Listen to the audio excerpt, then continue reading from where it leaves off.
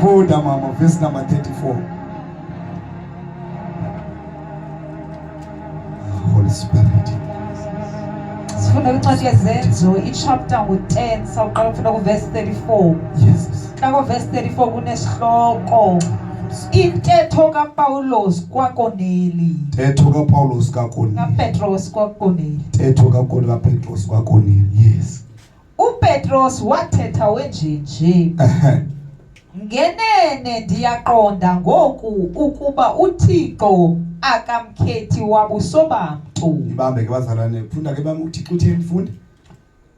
uPetros wathetha wenjenje. Yes. Ngenene ndiyaqonda ngoku ukuba uThixo akamkhethi wabuso bantu. uThixo akamkhethi wabuso bantu.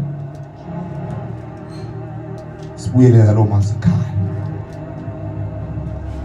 uThixo akamkhethi wabuso bantu.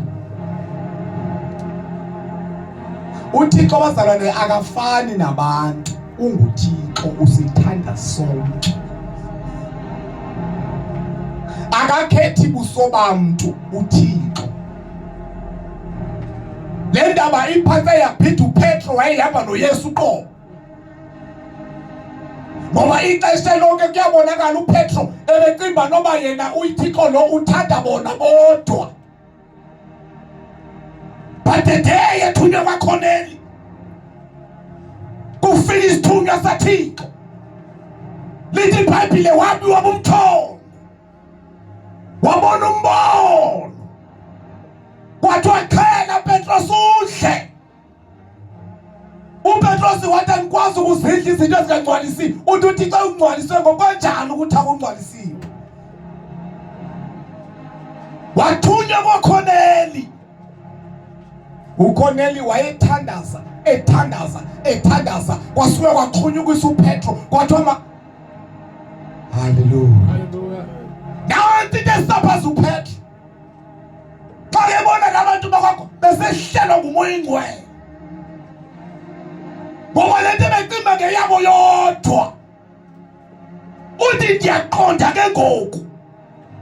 Sendiyaqika ke ngoku uThixo akakhethi buso bantu. Yini bazalwane siyabe seshwabula sithi akakwazi umuntu osindisiweyo ukuba neziqalekiso. Hayi noma ndaqalekiswa nokuthela into zami sikade zilunge inoma ndaqalekiswa yeli case kwangena uKristu iziqalekiso ziyatha. Kuhamba noKristu neziqalekiso kwangena uKristu. Noma kwakuthethe bani uthethe ntoni kwakuthethe ugogubani entasonto bekwangena uKristu into ziyatshintsha. Ngibona nje nabantu bebhuda behlaba enyuka bethiwa hey hayi yabona uba sigale sihambe siye eNigeria kuthiwa la ndoda yabadiliva abantu hey nguKristu owenza umsebenzi.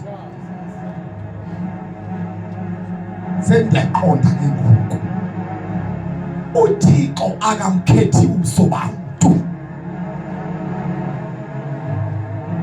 Unyaka sokuyophela. Noma icimba sikhoselenza. Hayi buyela lento mntana kaThixo ekhaya. Ethi uThixo akakhethi ubuso bantu. Yeah. Mazi uYehova. Mazi bakwathini mina izinto zami.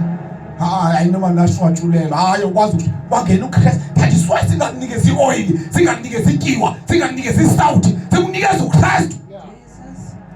Ngoba nguye wenza umsebenzi. Kuba lilishwa ke. Uthi sawufikile ndawo ethetha ngoKristu ungangena kuKristu. Uyethu indoda eyaleke emnqamlezweni. Lithi iBhayibhile wenziwe isono. Engena sono ukuze thina singabi nasono. Iziqalekiso ziyatsha. Malibonke igama lenkosi. Sendiyaqonda ke ngoku uThixo akakhethi ubuso bantu. Yini kwafika uDisemba bendiba nokwabe so hayi noma ndacashade hayi noma ndinesi uva ikhona selithandaza uva Thixo madoda hey kusafuneka eshumayela Thixo uyandazi mina ndilinikile vuvu lento nje ufuna ukulahlwa uyaziqalekisa uyazithandela ufuna ukulahlwa ntoni ungene kuKristu unexabiso lingaka sendiyaqonda une-authority uthetha phezu kwemimoya.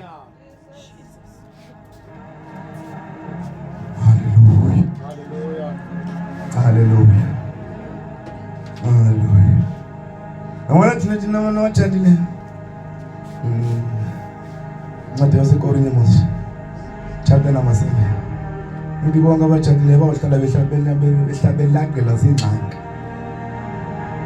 bonke umuntu otshadile uyawuhlala elandelwa zinkathazo neshumayela novesi ningekatshadi niyazi ndachata ingxaki zizanilandela kuthi iBhayibheli naw ndebele enhloni nje qona ndibona intombi ithatha umuntu ongakwazi ukwamkela nofefe kanti insizwa yakwazi nokuthi amen bona wo zawufika inkathazo bawubhula ndiyakuxelela hayibo igama lenkosi mina ndizabona mina umama usiliswe ngo1992 utata engasensona ndayibona mina into yasekhaya mina ekhaya ke thina mhlawumbe ke bawutata isigaza mhlawumbe hayi kodwa nabona ukukhuleka ngexesha na omnu thina besiyazi mosindle abantu abadala ibhedi kamama ibapha ibhedi katata ibapha itshale edabule ibhedi umuntu nomene ibhedi yakhe usindiswa utata umama utata ethanda amayezi wawuthi xa ungenayo kwirota kulanda inkulu round wasekhaya omkhulu ufika umama ebeke iBhayibheli zakhapha ebeka amacilongo wakhapha ebeke zonke ipeni zakho bomba Thixo umuntu omdala uhlizwi apha thatha amehlo wakho wajongise kwelaqala likatata ufika kwendlela amayeza wakhe amaqwili ngapha zinqwebeba ngapha zintele endlini eyi-1 ngapha khonza uDago ngapha apha kuroda uboma kwenzeka nini kodwa bazalwane nxa ungena ilizwi kaThixo uthi ndiyaqonda kwesi simo ngoba wawungena kuThixo uba ne-authority phezu kwamayeza le ndoda yeba untwalazi wabuya utata ezithele enqeni thetha mna nge-authority oba nayo nxa uKristu wabuya utata ebuya esimokolweni xa benelele ixhego elaa xhego laligude libethiseni ngezulu xa wawuthe besela phana baxabana utata wayibetha wayiqinile wayodwa kwabanye amadoda lathi elaa xhego lithetha watata zabetha lathi elaa xhego nawo amandla wakho kodwa ndiza kubamba namhlanje vuyana thumela kuyisomkhulu namhlanje akoduka wathi awudibana phezulu nothi yena ufuna ukuyilwa ngamandla kanti le miphi ngokuseya kwamoya wabuyela ekhaya uthi umama wathi xa kejonga xa ingenayo kulaa ronta wabo wangena ebhedini utata wathipha walala xa lethi umama izulu lahloma walibona indlela imnyama ngayo wathi make ngithandaza ndifuna ukuxela ngamandla onawo nxa uKristu awunamsebenzi noba indoda yakholwa okanye unkosikazi akakholwa unamandla amakhulu phezu kwekhaya lakho uthi umama ndathandaza nathi Thixo simakathi unguJehova wagqiba ukuthandaza wahlala phezu kwebhedi because akulalwa musi nxa kududuma kodwa le ndoda ngoba ithe qe idlela into zayileyo ilibele noba ixabene nenyanga uthi umama ethetha kwangena ilahle hayi bazalwane uthi zaye ungena umbane kwangena ilahle livutha lazobetha yathi qwa la emnyama kwanuka umsuku wonke indlu khange kuvuthe indoda ke noba ikholwa uyayithemba ngasokunzima wabamba wayivusa amashiya vuka nali ilahle wavuka naye amashiya kwenzekani masukulu uthi nawo lilahle kuyavutha endlini wathi hey yathakatha le ndoda nyana umama eyiphi indoda Xabene nendoda wenzeke ntoni? Ngabuya ingqondo uba uxabene nexhwele elinzima. Ayi kodwa qhuthe mandikiniki. Wafika inyanga enkulu ivali. Wafika inyanga enkulu ivali. Ngoba kamayeza ahlela apha. Wanqaba uThixo womthandazo. Wamemezela utata wathi makuvula icawe apha kwam, le cawe yakho masokulu mayizokhonza apha kwam. 11 years ukhonzelwa apha ekhaya. Ayithi amadoda noba utata uthi amadoda akwakuselwa ekwale kuthiwa nto yabamginyile enzeka apha kwakho wena mashini uthi vele uvusa utywala qoma ngengixothe. Ndandixake ngothiko loshe pha emzini nam. Kwathi kwakufika uYesu kalumfazi zatshintsha izinto. Mna ndiwogqibela ekhaya ndandibona wayigula kakhulu. Utata wayefika nawo utata busa amanye amakhona. Kukhona akafika nalo ngo-1 ekuseni. Elo lafika ndinjije kintambo le. Lafika linye lifuna igazi lenhloko. Ndikhumbula kakuhle ndandisemncinci. Lanthatha landifaka phakathi kwamathanga. Liphela isiba lencane elingaka. Linhlaba lenhloko ndiyalila. Noma utata uhlela apha uyabona ukuthi uyalinyazwa uthi uyalatshwa. Ngoba xa ungakholwa ungena Yesu uthemba yonke into le. Kodwa sendiyaqiqa ke ngoku. uThixo akamkhethi ubuso bantu. Akamkhethi ubuso bantu. Zini noma ziyahlabana emtshadweni, bayahlabana ofike behlabene.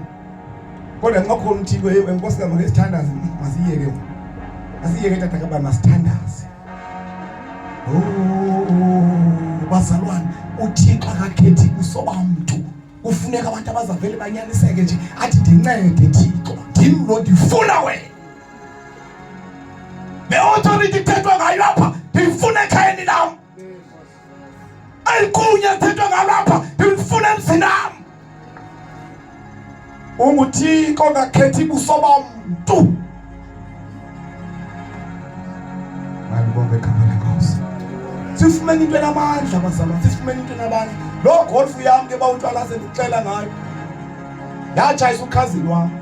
Ayibetha yayiraya 2018 2017 2008 yaphela tu.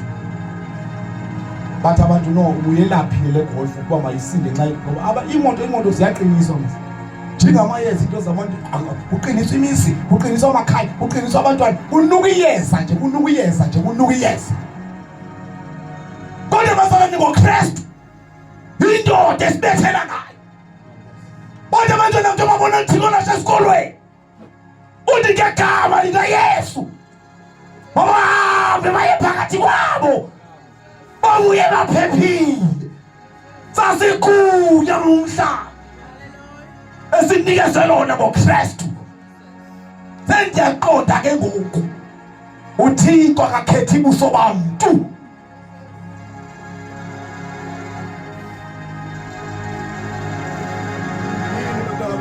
Yini bantwana bakaThixo uThixo akakhethi ubuso bantu. Wonke umuntu unegunya phezu kwemimo. Umntwana ezakhonza ukimendo yikothiko lo bathakatha bekapha bengakwazi. Uthakatheke.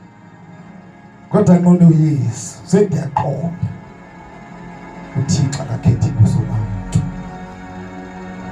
Cela siphakamise isibili.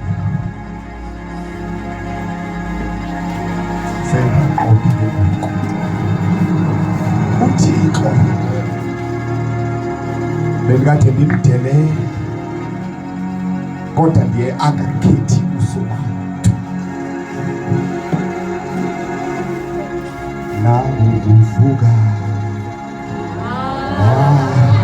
Ukuvuka komzimba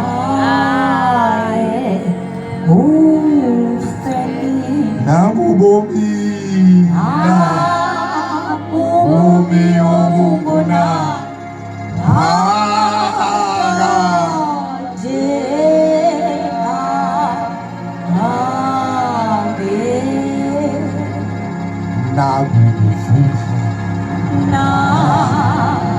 ukuvuka komzimba ufeli ubomi ubomi obunguna phakathi ya.